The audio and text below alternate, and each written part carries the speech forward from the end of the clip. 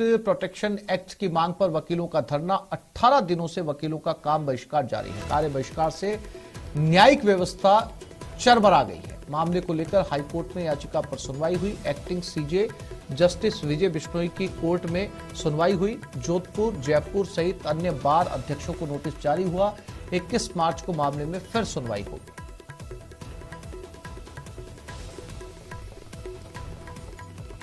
तो पिछले 18 दिनों से वकील काम का बहिष्कार कर रहे हैं। ये चाहते हैं कि एडवोकेट प्रोटेक्शन बिल कानून बने।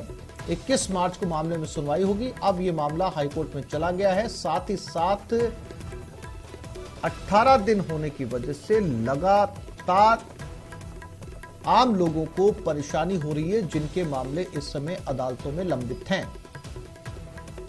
न्यायिक व्यवस्था पूरी तरीके से चरमरा गई।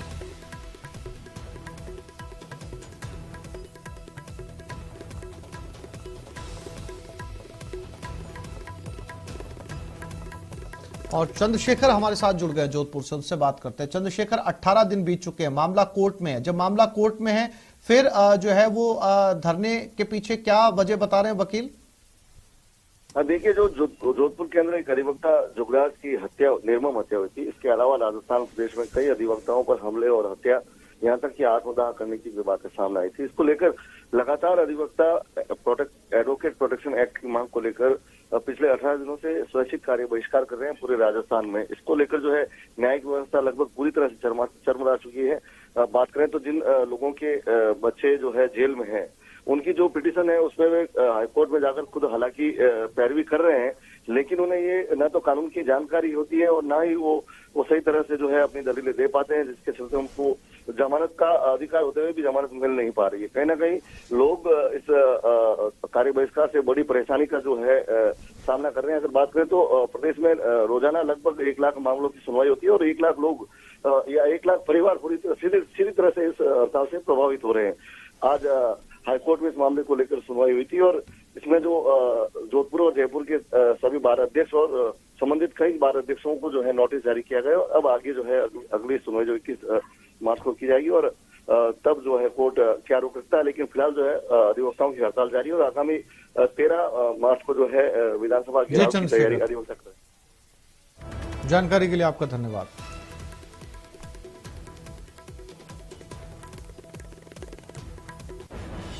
और अब आपको कोटा से सड़क हादसे की एक तस्वीर दिखाते हैं। पहले तस्वीरें देखिए।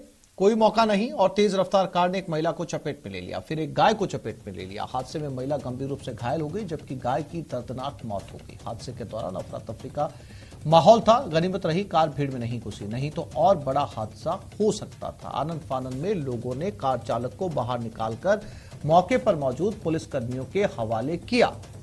हादसा 2 दिन पहले का है। विभीषण मेले का फिलहाल कैथून थाना पुलिस इस पूरे मामले की जांच कर रही है।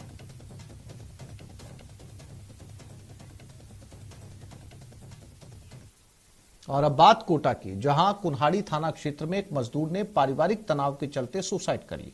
उसने कमरे में फांसी लगा ली। मृतक ब्रजेश मूल रूप से मध्य प्रदेश के शिवपुरी का रहने वाला था और कोटा में मजदूरी का काम करता था। बताया जा रहा है कि उसने शराब पी रखी थी। शराब के नशे में पत्नी से आपसी कहासुनी के बाद उसने फांसी लगा ली। फिलहाल पुलिस पूरे मामले की जांच में जुट गई। मंडी जैन फ्लाई एस पर एक मजदूर जिसका नाम ब्रजेश है, रहने वाला शिवपुरी एमपी का है, यहाँ साल भर लगभग से मजदूरी कर रहा था, परिवार से रहता था, जिसने अपने ही टापरी के अंदर फांसी का फंदा लगाकर सुसाइड कर लिया। जिसको कल हम वहाँ से उतार के और पोस्टमार्टम हेतु मोर्चरी में लेके आए थे। आज उसके परिवारजन आ गए, उनके साथ में उसका पोस्टमार्टम करा के सुपुर्द कर रहे हैं।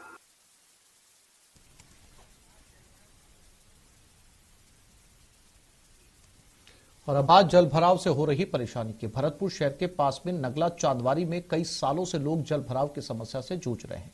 जल भराव की इतनी समस्या है कि मकानों में भी दरारें आ गई हैं। लोगों का कहना है कि कई बार प्रशासन और स्थानीय वार्ड पार्षद सहित नगर निगम को बता चुके हैं, प्रार्थना पत्र दे चुके हैं, लेकिन उसके बाद भी कोई समाधान नहीं निकला। जल भराव इतना है कि विद्यालय जाने वाले बच्चों और बड़े बुजुर्गों को कड़ी परेशानी का सामना करना पड़ता है। लोग जब अपनी जरूरत का सामान लेने के लिए वहां से निकलते हैं तो कई बार जल भराव की वजह से गिर जाते हैं। जलभराव में पनप रहे मच्छरों की वजह से लोगों को बीमारियों का डर भी सता रहा है। हमारे बच्चा आप भी दिखा के लेके आए हैं। अच्छा, और मैं समझ लो खाना भी हराम है। रोज हमारे तो बिल्कुल छाती पे पड़ रही है बहुत ज्यादा। सबसे ज्यादा आगे घर हमारा हो, समझ लो एक तरह से पानी में सबसे ज्यादा डूब रहा हमारा घर। तो ये भरी रहती है कह लिए। अच्छा, उन्होंने भी सुनवाई नहीं करी। फिर प्रशासन से की आपने शिकायत? उन्होंने से भी की थी, फिर उन्होंने भी सुनवाई नहीं करी। पानी की समस्या भैया, रोटी पानी करके लामे, हमें तो रात दिन 100 चक्कर लगते हैं और सो निकलते हैं, सो जाते हैं।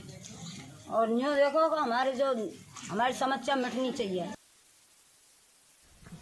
और अब बात सिरोही की, जहां पिछले 2 दिनों से बिन मौसम बारिश और ओलावृष्टि की वजह से किसानों की फसल चौपट हो चुकी है। पूरे साल की मेहनत के बाद मार्च महीने में फसल कटाई का समय होता है, लेकिन ओलावृष्टि होने के कारण गेहूं और जीरे की फसल खराब हो चुकी है। अब किसान सरकार से मुआवजे की मांग कर रहे हैं। देखा जाए तो पिछले 2 दिनों से बिन मौसम बारिश का इसका सीधा असर जो है किसानों की खेतीबाड़ी पर पड़ता हुआ नजर आ रहा है। सिरोही के ग्रामीण अंचल इलाके में हूँ, यहाँ पर देखा जाए तो पीछे जो गेहूं की फसलें जो उगी हुई थी, यहाँ पर जो है हर साल मार्च महीने में ये फसल कटाई करके जो है किसान जो मुनाफा कमाता है, लेकिन बिन बादल बरसात के कारण, ओलावृष्टि के कारण जो फसलें हैं कुछ जगह पर जो है चौपट हो चुकी हैं, फसलें बर्बाद हो चुकी हैं। किसानों को जो है अब आर्थिक चिंता सताने लगी है। किसानों ने पूरे साल लोन लेकर घर का गहने जो है गिरवी रखकर जो है कहीं ना कहीं जो पैसे लेकर जो है ये फसलें बोई थी, लेकिन किसानों को ये हुआ नुकसान जो है अब मुआवजे की मांग की जा रही है, क्योंकि सरकार इस भीषण संकट की घड़ी में किसानों के लिए विशेष गिरदावरी करवाए और उनको जो है मुआवजा दिलाए। हमारे साथ में एक किसान जुड़े हुए हैं, उनसे बात करेंगे कि क्या फसलें थी और कितना नुकसान हुआ। आप बताएं कि कितनी नुकसान हुआ है, क्या फसलें बोई थी आपने? और 20 बीघा जीरे थे साहब, जो सूरा खराब हो चुका है। गौ तो सब गिर चुके, गौ भी। यानी कि नुकसान कितना हुआ आपको? नुकसान हुआ होगा 4-5 लाख का होगा। यानी कि साफ तौर से यानी कि 4 से 5 लाख का नुकसान का अंदेशा जो है जताया जा रहा है। अब किसान लगातार सरकार से मांग की जा रही है कि किसानों को जो है विशेष राहत दे और आर्थिक पैकेज का जो है घोषणा की जाए। न्यूज 18 से प्रतीक सोलंकी, सिरोही, राजस्थान। बेमौसम बारिश से किसानों को नुकसान पहुंचा। प्रदेश में पश्चिमी विक्षोभ ने मौसम बिगाड़ दिया। कई जिलों में तेज बरसात से भारी नुकसान हुआ। बारिश के साथ ओलावृष्टि से फसलों को नुकसान पहुंचा। बरसात और ओलावृष्टि से एक बार फिर से किसान मुसीबत में।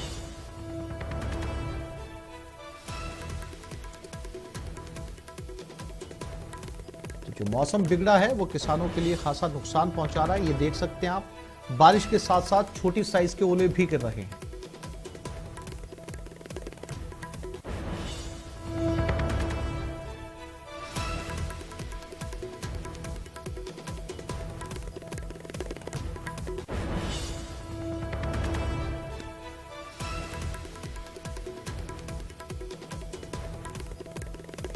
और आज से क्लास 12th यानी कि 12वीं की एग्जाम है।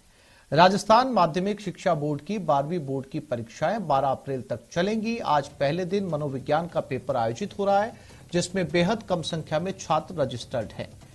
राजधानी जयपुर के परीक्षा केंद्रों से जानकारी दे रहे हैं हमारे संवाददाता लवली वधवा।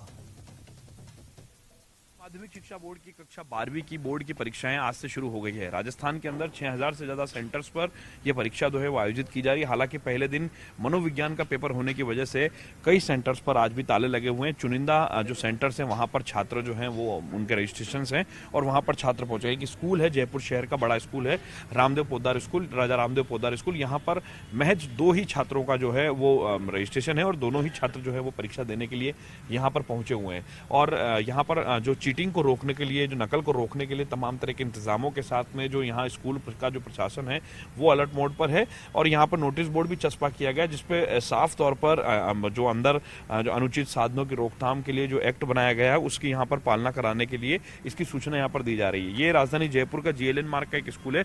प्रदेश भर के अंदर आज से परीक्षा शुरू होकर के 12 अप्रैल तक चलेगी। इस दौरान 10वीं बोर्ड की परीक्षा भी शुरू होगी, लेकिन 12वीं बोर्ड का पहला दिन था आज एग्जाम का।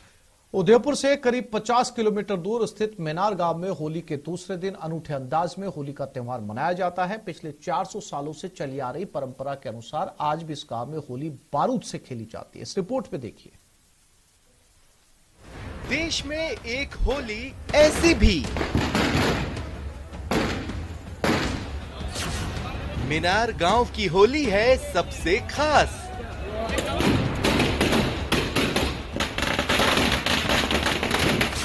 दीपावली की तरह मनाई जाती है होली।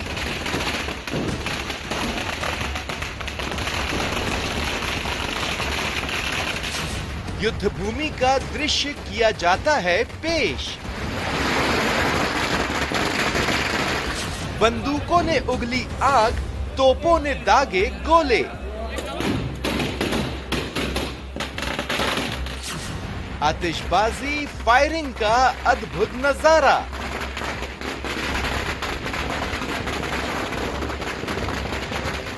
चार 400 साल पुरानी है परंपरा। ग्रामीणों ने मुगल आक्रांताओं पर पाई थी जीत।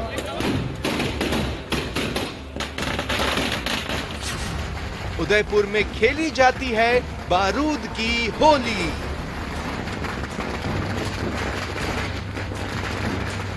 उदयपुर शहर से करीब 50 किलोमीटर दूर स्थित मीनार गांव में धुलंडी के दूसरे दिन जमरा बीच के मौके पर होली अनूठे अंदाज में मनाई गई। यहाँ होली रंगों के बजाय गोलियां उगलती बंदूकों और तोप से निकलने वाले गोले से मनाई गई। 400 साल से चली आ रही इस परंपरा को अब बारूद की होली के नाम से भी जाना जाता है। परंपरा है कि मीनार में रहने वाले मीनारिया समाज का व्यक्ति दुनिया के किसी भी क्षेत्र में होगा, वह जमरा बीज के दिन अपने गांव जरूर आएगा। बच्चे, बूढ़े और जवान सभी पारंपरिक वेशभूषा में सज धज कर शाम से ही गांव के बीच चौक पर जमा होने लगते हैं। जैसे जैसे अंधेरा बढ़ने लगता है, वैसे वैसे बंदूक और तोप से निकलने वाले गोले गांव में रोशनी फैलाते हैं।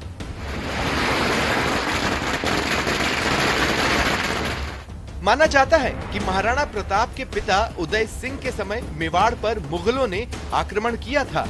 उस दौरान ग्रामीणों ने जमकर आक्रांताओं का मुकाबला किया था, उन पर विजय पाई थी। उसी विजय की याद में बारूद की होली मनाई जाती है।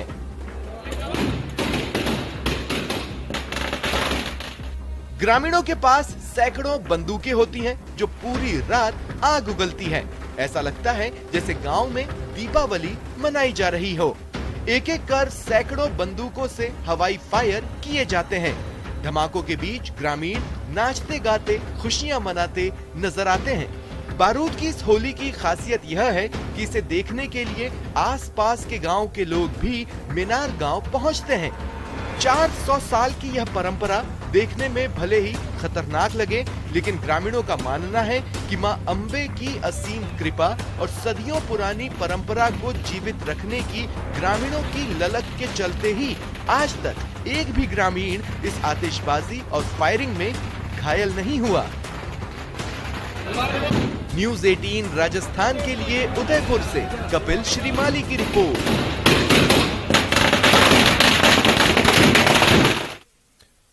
खबर होली की अनोखी परंपरा की। राजसमंद के गांव में रंगों से होली न खेलकर एक अनोखी परंपरा निभाई जाती है। भानुजा गांव के लोग होली के दिन दूल्हा बनकर फूल डोल की परंपरा निभाते हैं। दूल्हे के लिबास में पुरुष नाचते गाते हैं और फूल डोल महोत्सव मनाते हैं। इसे देखने के लिए आसपास के इलाके के लोग और भीड़ पहुंचती है। ग्रामीण अपने सारे गिले शिकवे दूर करके फूल डोल खेलते हैं। ग्रामीण परंपरा के अनुसार लोग धोती कुर्ता और सिर पर पगड़ी पहनते मानो कोई दूल्हे राजा तैयार हुए हैं। यह परंपरा बताया जा रहा है कि पिछले 800 साल से निभाई जा रही है। गांव में होली महोत्सव पर रंग नहीं लगाया जाता, बल्कि रंग ठाकुर जी के चरणों में अर्पित किया जाता है।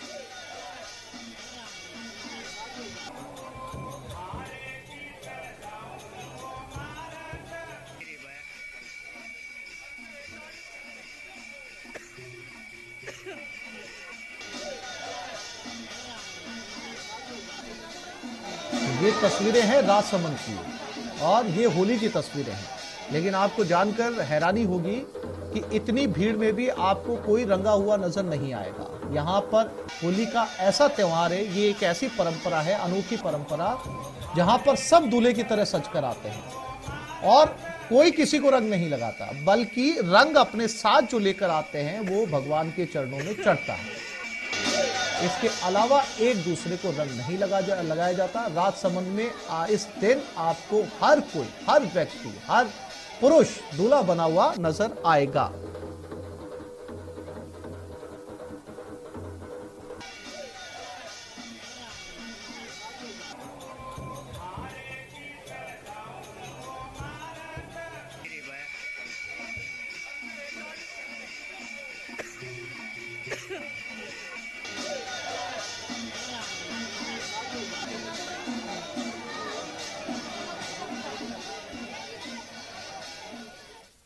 दूध और दूध से बने उत्पादों में मिलावट रोकने के लिए पूरे प्रदेश में अभियान चलाया गया। इस कड़ी में दौसा में भी अभियान की शुरुआत की गई। इस अभियान के तहत मंडी रोड पर दूध की एक दुकान पर छापा मारा गया और यहां दूध के सैंपल कलेक्ट किए गए। खाद्य सुरक्षा अधिकारी मुकेश प्रजापत का कहना है कि 8 मार्च से 15 मार्च तक पूरे प्रदेश में अभियान चलाया जा रहा है। इस दौरान सैंपल कलेक्ट किए जाएंगे और जो भी सैंपल अमानक पाए जाएंगे उनके खिलाफ कार्रवाई की जाएगी। उन्होंने बताया कि मिलावट की रोकथाम के लिए सरकार ने मुखबिर योजना भी चला रखी है। ऐसे में आमजन भी मिलावट की सूचना विभाग को दे सकते हैं और सूचना सही पाए जाने पर सूचना देने वाले व्यक्ति को 51,000 रुपए का इनाम दिया जाएगा।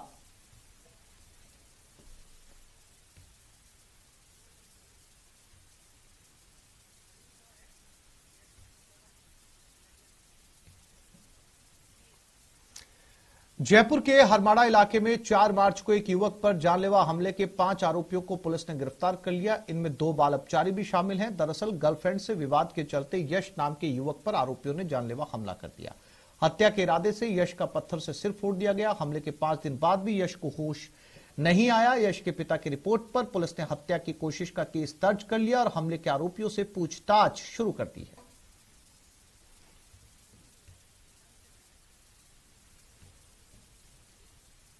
और ये खबर पाकिस्तान से है। इमरान खान पर नया केस दर्ज कर लिया गया है। पाबंदी के बावजूद रैली करने का मामला था। रैली में 13 पुलिसकर्मी घायल हुए। इमरान ने लाहौर में ये रैली बुलाई थी पाबंदी के बावजूद।